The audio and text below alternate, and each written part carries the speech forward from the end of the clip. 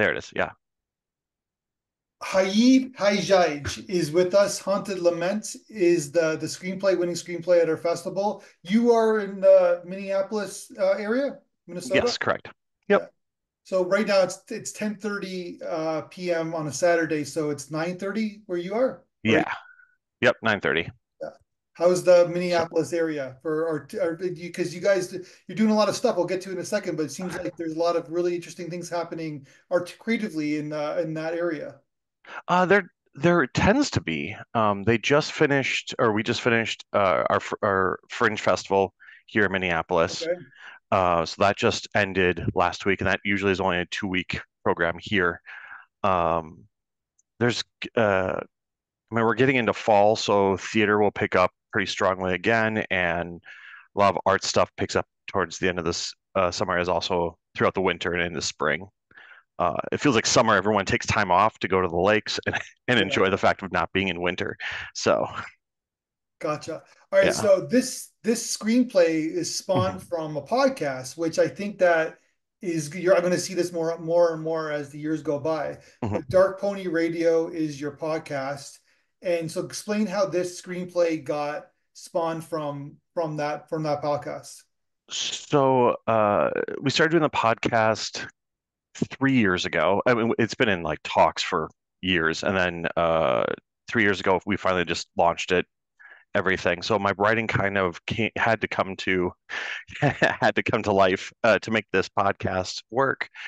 And then this script specifically was originally written uh, as like a 30-minute esque, 40-minute esque episode that is currently on the podcast right now for season three. It's the first one under a different name called Caveat. And I really wanted to expand on this haunted house, this haunted lament script, because at the time my wife's mother had just passed away, so grief was like pretty prevalent on our minds and in our life, and it just like a lot of stuff came out about that throughout this show. So it kind of took on a life of its own after the podcast, and it was kind of just like the starting point.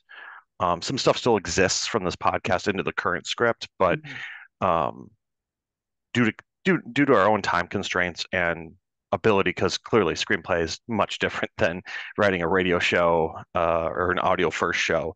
There's just certain things we're not going to do. There's not going to be a lot of cuts to just seeing people standing, or cuts here, or cuts there, or just action. It's hard to without us saying exactly what's going on. Um, So basically, thematically, it's about a couple dealing with grief, and mhm. then from a genre standpoint, it's a kind of a, dare I say, psychological horror film. Yeah. So you're kind of using these thematics that you kind of talked about in your podcast, and then you're adding the genre of horror, and then Mhm. basically then you got yourself the makings of a good idea for a script.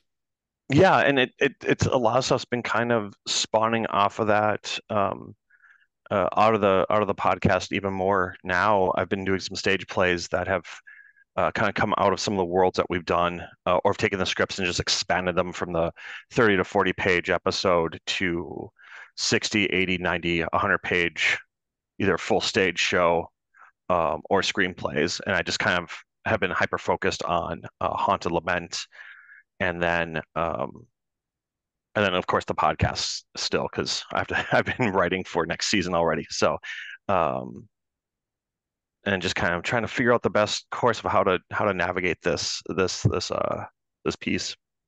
So I want to paraphrase what you wrote in the blog interview because Mhm. I found it very interesting. It's like you're kind of saying that, listen, there's been tons of movies, haunted house movies, right? Mhm. There's been tons of movies about people dealing with grief, especially couples, childhood loss, parent loss, etc. And then you're right. It's like you said that like most films, like almost all films, the couples end up turning on each other or they end up separating, etc. In your film, they actually support each other. They're with each other. They band together, and that's sort of like that's an interesting twist to the, dare I say, to the genre that you're writing, I guess, right? Well, yeah, and I understand film. And a lot of times people want to get to the action. You want to have the action right away. You want to see dramatic Conflict. highs and lows Yeah. so often. But real life isn't that way. And we can still have high lows or high highs, high lows, and still really show real life. I mean, there's reasons why reality TV does so well. There's reasons why even found footage films do well, is because they still show that slice of life with the extreme on them. I mean, reality TV even more so. Like they go to, I mean, it becomes almost soap opera at points. Yeah. But uh, I just found it interesting to have this couple that just has a it doesn't they don't have to have strife in their relationship to experience strife together, or they don't need to turn their frustration on each other to deal with the frustration that's attacking them or affecting them throughout their adventure. um Yeah, that yeah. makes total sense. Yeah. So, so okay, what's your world of, because it seems like you've done a lot of stage plays, but what's Mhm. your experience writing screenplays? Honestly, not much. It's I have been I've technically been in theater and writing since I was young. I just never really I didn't start actually like writing for stage until probably after college when I had the time to try to do my own productions, get stuff, through Fringe Festival, help do all that. But I'm a trained actor for the stage and kind of took on other hats as production kind of went that way. But screenplay writing has always been kind of off to the side. I never really thought because it seems so daunting, and then all of a sudden I started writing more and more with the radio show and doing all the research and reading screenplays more and more, reading plays. I'm like, why this isn't as difficult as I thought. I do this every week, whether it be stage or improv or um, for the radio show. I'm doing it all the time. So let's see what happens and comes out. Um, and people were really enjoying what I was writing. So I figured let's go the distance and see what screenplays I can come up with and go. And then now you're talking to me because you won our festival. So what kind of made you propelled you to to submit to festivals and get feedback and see where it's at? It actually again came on the podcast. We've been trying to get a lot of listeners on the podcast more and more, so we can get network and go the full distance with it. And then I fell into the rabbit hole of film festivals and festivals, and I started noticing I can submit just scripts, not completed things. So this year I just kind of went all out on it and to see where we could go with both my writing and the radio show as well. So far it's been quite an adventure this year with just the festivals, and it kind of opened up my world, and I discovered more and more. So I'm kind of excited for the upcoming years of doing things more and more So what's and more I festivals. gotta ask, what's a drinking game? What's that? It's like Oh, a festival, no. So something my performance or theater something? company, Shadow Yeah. Horse Theater Company, for the past 12 years we've been doing a monthly show, a drinking game Minnesota. It originated in LA. Um, called the Drinking Game LA, I believe, or California. I think it was just LA. And then my business partner was out there working with them, and we have connections to them. So he's like, "Hey, can I do it up in Minneapolis when I move up there?" He came up here, started doing it, and it did really well the first night. And we kind of were like, "Let's do this monthly." But what it is it takes cult classic movies. We don't show them. We just do a stage reading. So it's not really a parody as it is just like reading the transcript of the film, acting out as best we can, according to like how the movie is, with our own kind of narration mixed in and silly props, silly antics. And there's a drinking game for the audience.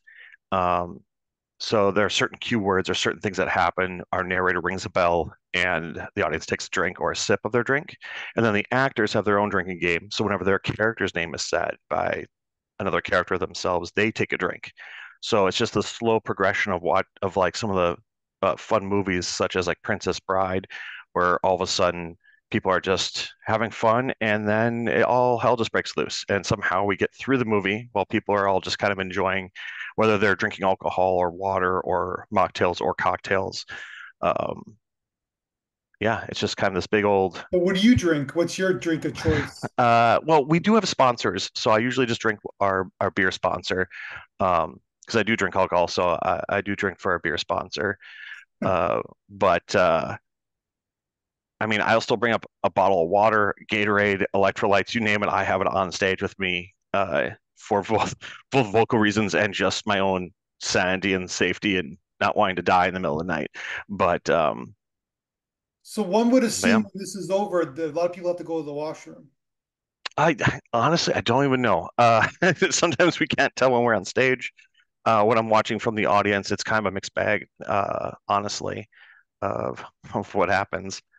But but yeah, it's been going 12 years strong. I knew New York also has one that has been going, I think, 10 years maybe now for Yeah. them as well. So Gotcha. That yeah, seems like an interesting thing. And by the way, your friend went from Los Angeles to and he moved to Minnesota.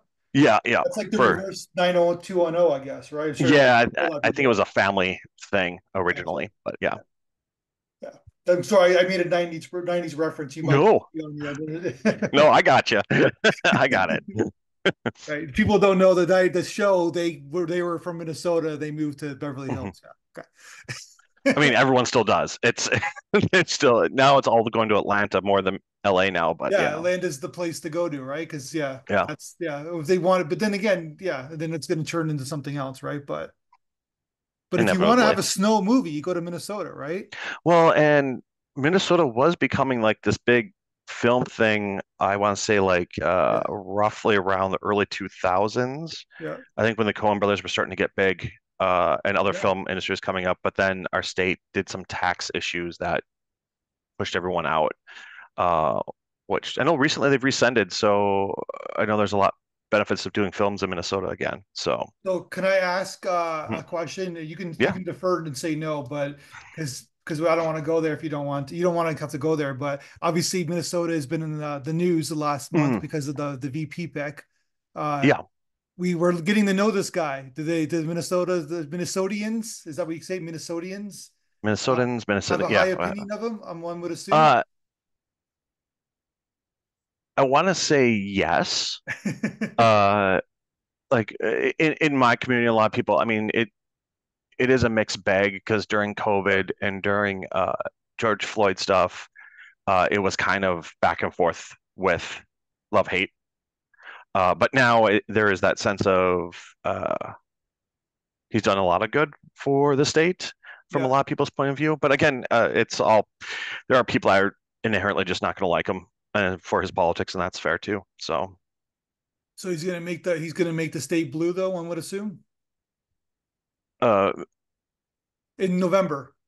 maybe. I mean, I have no idea. Gotcha. uh, All right. So yeah, then yeah, like so basically we had Fargo, right? So mhm. even though it's Fargo, it was based in Minnesota. And then you had the TV show too, right? Was that filmed in Minnesota? As far as I know, it wasn't. Okay. I don't think any of them were filmed here. If they were, I didn't, might not have heard about. Maybe there was a couple episodes. There's some shots that they did up in Brainerd-ish area, but I believe if I remember watching, I haven't watched all the seasons of Fargo, but I think even the first one, there's a bunch of mountains in the background, which is definitely not North Yeah, Dakota or Minnesota. So I don't know. gotcha. Um, yeah. Okay. So so then from a screenplay standpoint, so have you written other screenplays after you started this one? I yes, but they're not ready for like No, any I kind but of submission. But you're working on other stories, I guess. oh yes, all the time. I do have a short script that's been doing really good too, as well. That has been winning. I think it just got into the Paris Movie and Arts Festival or something. That's in August or like 25th of this month. So Arts and Movie Awards, I think is what it is. Yeah, Arts and Movie Awards. cool. But yeah. And then are you ever considering getting into production? Would you ever want to make a film? Oh yes, absolutely. I would love to be able to produce both of these. It's just everything that I produce now has to come out of my own pocket, or our company runs on such a tight Mhm. tight budget that we barely break even if we do break even on all our stuff. So yeah, I just need to pitch and do the whole pitching thing, do the whole get find investors thing.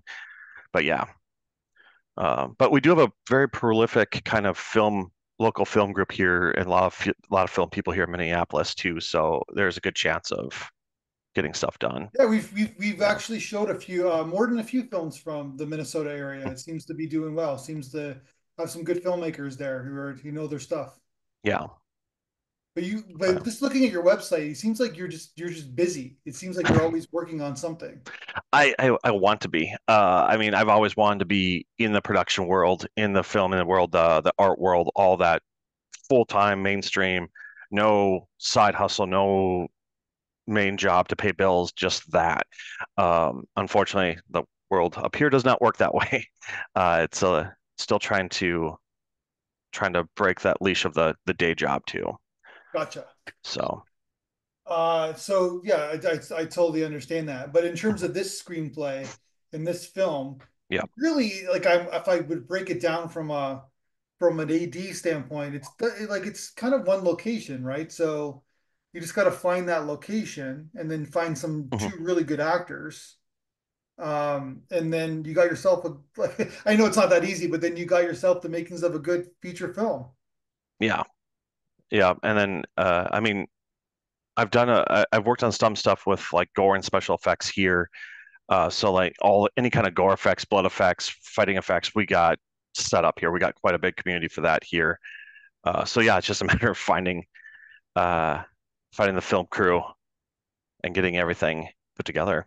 I think your casting is obviously very important for this Hmm. particular film, right? So they got to carry this story, right? So Yeah, no matter how much special effects or gore you have, right? So yeah. But I know that's where like a lot of people end up losing money or finding out that, like stuff costs so gotcha, much of because course, yeah, of the effects. yeah. Uh, but yeah, I mean, the show does run on the cusp of this the lead two actors, and if there's no chemistry there, if they're not comfortable or connecting, it's yeah, it could break it. Is there a little bit of yourself in this film, the screenplay? I mean, yes, actually, a little bit. I mean, one of the characters originally I wrote for myself, because it's one of the characters I do occasionally on the podcast as well. But then, as far as Campbell and Haven are two lead characters in the script, uh, so a lot of those conversations that they have early on are almost word for word what my wife and I had, like post death. Yeah, A lot of real conversations have come out. So there is some of that same humor that her and I have. Some of it's not as well, but yeah, there is a lot of personal stuff in it. yeah. What's your wife think And of the script? when I think she read it, she hasn't read it recently, but I think when she read it or heard it, because she actually did the voice for um, she because for so for the radio show, a lot of the monster characters are recurring characters in our radio show, and actually some of our hosts in our radio show. So the character of the Pale Lady is actually what my wife originated on the radio show, and also for the version that's on the radio show of the script as well. So she has read renditions of this one, and she loves it, she likes it. She's not much of a horror movie fan, believe it or not, um, but loves the haunted houses, not so much the movies. Gotcha. And Yeah, so, but before I leave you, I'm curious about your perspective of, you said you've been doing the podcast for 3 years. yeah. Obviously, it's not like this podcast where two people are having a conversation, promoting something, but you're telling stories. You're basically kind of being innovative. Where do you see like your kind type of podcast in the future? Do you see like, because it's almost like a throwback to the beginning of radio in many Hmm. ways, right? Yeah, it's kind of a weird. I know still in the world of podcasting of audio first world, it is still very fiction is still very niche as far as the Yeah, overall world of audio first. Hollywood is starting to pick up on it and has been for the past, probably since COVID, but not really diving too much in it. But that voice work is starting to come out more and more.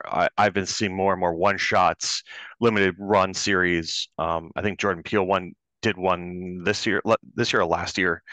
Um, you know, you're getting a lot of heavy hitters jumping in and just doing a show here and there with stuff. Yeah.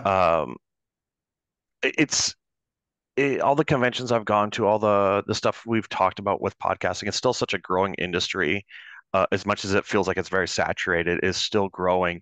The ability to go from zero listeners to 20,000 overnight is still a realistic possibility compared to, you know, working your ass off for 3, 6 months to maybe get a movie to be seen on a big screen. And then if it gets on a screen, how many people are going to see it? How much is, all that sorts of stuff, all those logistics where we could record this in a night, have our sound engineer do it over his time, and we could have two listeners one night, the next night, it could be the best show we've ever done. Um, so it's so hard to predict. I would love to see more and more fiction podcasting uh, come out. Um, yeah, it's such a cool and fun world. It seems like it's the You next know? step, right? Like in terms of like you said, like people are kind of like doing their one-offs and stuff like that, but it hasn't really, I guess, like quote unquote caught on. But it's like I said, if you look at the beginning of radio, the history of radio, and you Mhm. call your show a radio show, which I find interesting, is that that's what they used to do. They used to do these like fictionized stories, right? These fictionized hour stories before television, and the family used to sit by the wherever, sit in front of the big box, I guess, the big radio box, Yeah, and the like the floor listen one. to the stories, right? Hmm. And the famous, the was it oh my God, the famous Orson Welles one where they thought it was real, right? The War aliens. of the Worlds. World of Worlds, right? Yeah. And then they thought that people thought it was real, that there was Hmm. actually an invasion on the planet. It was so good. And then, but now, of course, people like there's not you stay tuned at 8 o'clock and watch your podcast. It's like the people will can stream whenever they want, and they can stream next year if they want, right? As soon as it's there, it's kind of there forever as long as you keep renewing your domain. Yeah, or keep it with the host site, whatever. Yeah, Yeah. whatever. Yeah, Yep. you know what I mean, right? Yeah, Yeah. yeah, yeah. So so it's like who knows what the future holds, right? Like it's Yeah. something's got to shift, something's got to It change in a sense because you're right, it is a little bit it is very much saturated, right? yeah. So It it is, and then the more and more I find people that love podcasts, they're always looking for new. They're always looking yeah, for another realm that they aren't normally listening to. So it's like the listeners are out there. The market is there. It's just weird navigating it. Because even marketing is completely different. I mean, it's similar to like theater and film, but it's still with social media is still like the is the winner of marketing nowadays. yeah. So it's interesting. It's interesting to hear what people are trying to do to innovate marketing through for podcasting and how to get the market and blow up so it's a much bigger thing I for don't know about everyone. you, but I get an email from a marketing website every single day of my life, right? So telling me how Yes. amazing Yeah. they are, and they're gonna basically and without even really listening, they're just cutting and pasting, right? So Yeah. Yeah. We'll change your website and make it so hundreds of thousands of people will show up. yeah. No. But like you said, it's like it's who knows, right? There's a lot of Yeah. my point of view is always grinding away, just grinding it out, right? So Yeah. keep I going. mean, Yeah, eventually stuff picks up or it doesn't either way, but we're like, I know I'm still going to keep creating and keep throwing out there what hits. yeah. Luckily we've been very lucky this year with the podcast and with the script writing, and the festivals and everything we've been able to get into and so far win as well with the radio show. Um, yes, we'll see where it goes. Well, everybody's commuting or at the gym or whatever, and that's what they listen to the Hmm. podcast, and it's like even like an audio book, but it's a shorter kind of audio book, right? Where it's not that much Yeah. investment of your time. So Yeah, I think we try to keep our shows under an hour. I know our last two are pushing about an hour for our season finale. mhm. Um, but we try to keep it anywhere from 20 minutes to like to an hour. So that, I mean, that's perfect for a lot of commutes. Yeah, But exactly. yeah, yeah. On that note, great script. I wish you the ultimate best of success with it. And I think that, yeah, I think that you can, that short that you said you're describing, it seems like you could make it into a film for sure. And then Mhm. you're on your way. Yeah. Thank you very much for one having me and this discussion and everything. Yeah. All right, let's talk soon. All right, we'll do.